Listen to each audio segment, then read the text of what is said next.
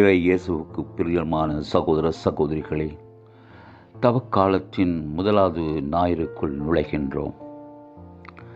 தவக்காலம் என்பது நாங்கள் மனம் மாறி ஆண்டவிடம் முழுமையாக சரணடைந்து அவரிடம் முழுமையாக திரும்பி வந்து வாழ்வு பெறுகின்ற காலம். ஆண்டவருடைய அன்பையும் இரக்கத்தையும் மன்னிப்பையும் அருளையும் ஆழமாக நாங்கள் உணர்ந்து மனம் மாற வேண்டிய காலமாக இருக்கின்றது. சோதனை மேல் சோதனை போதுமடா சாமி, வேதனைதான் வாழ்க்கை என்றால் தாங்காது பூமி என்று ஒரு கவிஞன் அழகாக குறிப்பிடுகின்றான். சோதனைகள் வாழ்க்கையிலே தவிர்க்க முடியாதவை. இன்று எமக்கு எத்தனையோ விதமான சோதனைகள் வருகின்றன. அந்த சோதனைகள் பெரும்பாலும் எங்களை சில வேளைகளில் தவறுகளை செய்ய தூண்டுகின்றன. இன்றைய முதலாவது வாசகத்திலேயே முதற் பெற்றோர் ஆண்டவருக்கு கீழ்ப்படிய மறுத்ததினால் அவர்கள் பாவத்தை தேடிக்கொண்டார்கள். பாவத்தின் விளைவாக உலகில் சாவும் துன்பமும் நுழைந்தன. கடவுளுக்கு கீழ்ப்படிய மறுப்பது உலகத்திலே மனிதனுக்கு துன்பத்தையும் அமைதியின்மையும் ஏற்படுத்தும் என்பதை தெளிவாக முதலாவது வாசகத்தின் தொடக்க நூல் கூறுகின்றது. இன்றைய குறிப்பாக நற்செய்தி வாசகத்தை நாங்கள் நோக்குகின்ற பொழுது இயேசு சோதிக்கப்பட்ட நிகழ்வு குறிப்பிடப்பட்டுள்ளது. இயேசு 3 சோதனைக்குள் உட்படுத்தப்பட்டார். எமது முன்னோர்கள் சொல்லுவார்கள், மண்ணாசை, பொன்னாசை, பெண்ணாசை 3மே மனிதனுக்கு ஓப்பானது அல்ல என்று கூறுவார்கள். இந்த 3 ஆசைகளினாலும் மனிதன் அலக்களிக்கப்படுகின்றான், அமைதியை இழக்கின்றான், தன்னுடைய வாழ்க்கையை தொலைத்து விடுகின்றான்.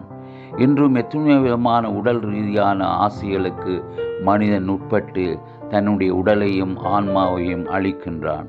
இன்று எங்கள் சமூகத்திலே நிலவுகின்ற கலாச்சார சீரழிவுகள், குறிப்பாக குடி, போதை வஸ்து, ஒழுக்கங்கெட்ட வாழ்வு போன்ற சீரழிவுகளினால் இன்று எத்தனையோ மனிதர்கள் தங்கள் வாழ்வை இழந்து அழித்து கொண்டிருக்கிறார்கள்.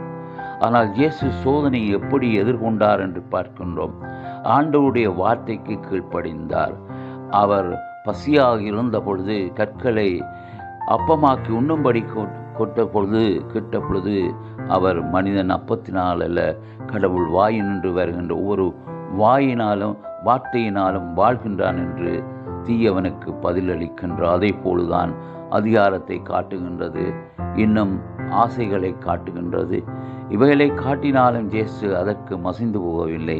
மாறாக ஆண்டவருடைய வார்த்தையிலே அவர் வல்லமை கொண்டவராக சோதனைகளை எதிர்கொள்கின்றார். அருமையானவர்களே, இது சோதிக்கப்படுகின்ற காலம். நாங்கள் கூடுதலாக பல்வேறு வடிவங்களிலே சோதனைகள் நம்முடைய வாழ்க்கையிலே வருகின்றன. இன்று எத்தனையோ மனிதர்கள் இந்த சோதனைகள் அகப்பட்டு பாவ வாழ்க்கையிலே தீமையிலே அவர்கள் மூழ்கி போய் கிடக்கிறார்கள். அவர்கள் எப்பொழுது இயேசுனுடைய கரத்தை பற்றி இந்த தீமைகளிலிருந்து வெளியேறப் போகின்றார்கள். இந்த சோதனைகளை வெல்வதற்கு இயேசுவே எமக்கு வழிகாட்டி நிற்கின்றார்.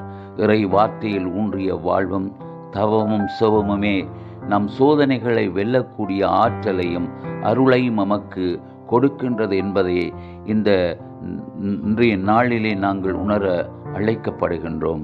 அருமையானவர்களே, நாங்கள் மனம் மாறுவோமா? ஆண்டவருடைய அன்பை ஆழமாக உணர்வோமா? சோதனைகளை எதிர்கொள்ளக்கூடிய வல்லமை பெற்றவர்களாக தூய ஆவியினுடைய வல்லமையில் வாழ முயற்சி செய்வோம். ஆமென்.